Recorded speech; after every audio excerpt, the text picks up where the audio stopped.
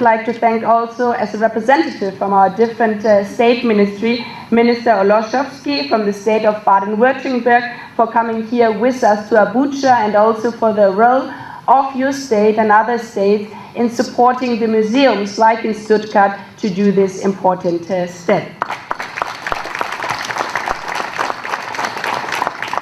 You can see that this is a moving moment for your country, but also for our country, to face us with our dark chapter in the past. And therefore, this is the biggest delegation I've ever traveled with within my year as being a minister. The fact that we are here together alongside with our cultural minister, Claudia Roth, and our minister for State of Africa, the deputy minister, Katja Koil, shows what kind of big unity was needed with this step. But obviously, this step would have not been possible if we wouldn't have had these grateful partners like you here in Nigeria. Your government and the people of Nigeria were trailblazers in reaching out to museums and governments across the world, and you have just underlined how hard this process still is. Defending your cause for years, to then finally reach agreements on the transfer of property and the return of the artifacts. What sounds quite easy is a very difficult and detailed process. To us, what was special about this process was the trust displayed by the Nigerian partners, by our partners who share our values and our belief in respect and frank dialogue. We can honestly say that this process has made our partnership even stronger, and we thank you very much for this. That is why we want to build on, also by helping you give the Bronxes the visibility that you deem to be adequate. If art lives in history, and history lives in art, as Chimamanda Adichie says, I believe it is important that men, women, and especially children are able to truly experience art so they can understand our common history. In Germany, we can still become a bit better at this, making art more inclusive so that all of us can enjoy it, no matter who we are, where we are, or how much money we might have. Art should be accessible to every person in our society. And that is why we are glad to be funding the construction of an art pavilion in Edo State, inviting you to use it as a place to display the Bronxes there.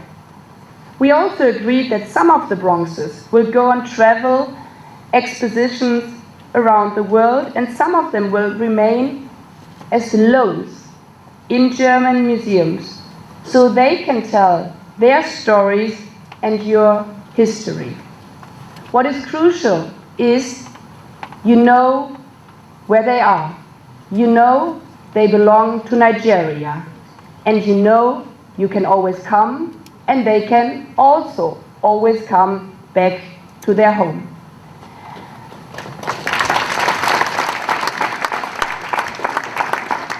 The scientific project Digital Benin provides also a fantastic and universal window to end and to support this common work. It is a digital platform offering a wealth of information on more than 5,000 artifacts, their whereabouts and their history. And I invite all of you to delve into this treasure. Here, for example, there's one artifact you can also find on the website if you do not have the chance, like us, to come to Nigeria in the future. And for me, I find it particularly intriguing. It's, as you can see, a quite small, compared to the other Bronxes, object, a key that we brought with us today. It's a unique key, as I've learned myself. If you can look closer, it's beautifully decorated here with leopards and human images. I guess the greater must have been a great artist. And we are not quite sure, at least in our museum, we didn't find out what this key was used for. Maybe to unlock a shrine, maybe a palace door, but maybe also a crypt treasure box, and they played around with that.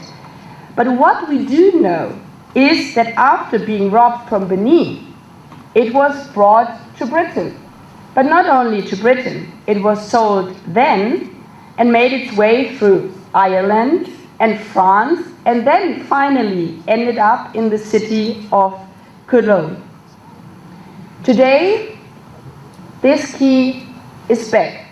It's a non-European city. This key is back where it belongs. And it moves me, I think it moves many people here in the room, to see with how much love you have been receiving this key and other bronzes here in Abuja today, and my colleagues saw it yesterday also in Benin City. And I truly hope, and this is why I'm also here as a foreign minister, this is in a way just the key. It's important for hero history, it's important for our common past. But this key is actually a symbol. This key can help us to unlock another chapter in the friendship between our people. And this is why we are here today, to open the door of the future wide and open, in trust and friendship. Thank you.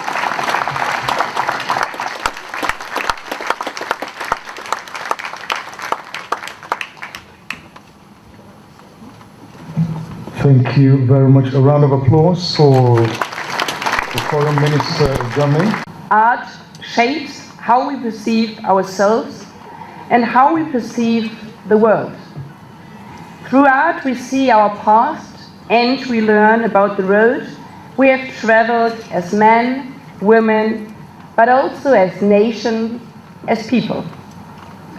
That's why we are not returning mere objects to you, to the Nigerian people today. We have learned from you within the last years. What we are returning is a part of your history. What we are returning is a part of who you are.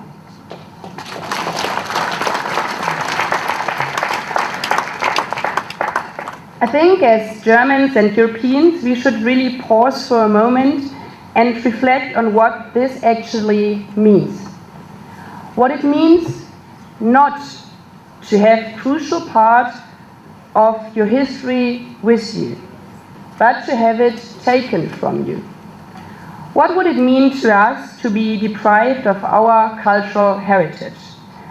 Not to be able to marvel the Gutenberg Bible in Mainz, to be unable to admire Martin Luther's writings, to stand in front of a sculpture by Käthe Kollwitz in Berlin, or at Goethe's desk in Weimar. It evokes a sense of loss that I can hardly imagine. To you here in Nigeria, however, this loss has been your reality for your whole life. Today, we are here to return the Benin bronzes to where they belong, to the people of Nigeria.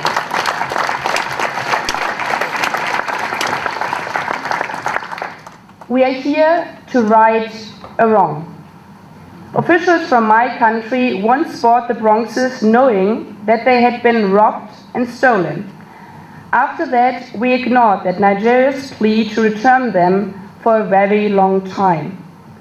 It was wrong to take them, but it was also wrong to keep them.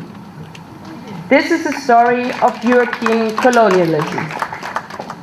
It is a story in which our country played a dark role, causing tremendous suffering in different parts of Africa. The return of the bronzes today is therefore a crucial step towards addressing this chapter in the way that it should be addressed. Openly, frankly, with a willingness to critically assess one's own activities. And crucially, by listening closely to the concerns of those who were the victims of colonial cruelties. It is the readiness to talk and to listen that made today's returns possible. And I'm very grateful to everyone involved. This is especially true for the museum directors here in the second row and the experts from both sides. And Minister, I cannot agree more to what you have said. This is not the moment for ministers or politicians, because we are here for the ceremony, for signing the agreements. But this is a moment for many people here in the room who have worked for this moment for the last years, behind the scenes. Now you're sitting in the second, third, and 10th row, but this applause is your applause. Thank you very much. Also the strength of democracy. Every change in government brings new ideas, but the strength of democracy is also to build on that what has been good from the previous governments, and therefore I would also like to thank the previous government and the parliamentarians. We have switched roles, some of us. We have been opposition before, now we're in government. Some colleagues have been in government before, now they are opposition. Thank you very much for the joint work we have done here together.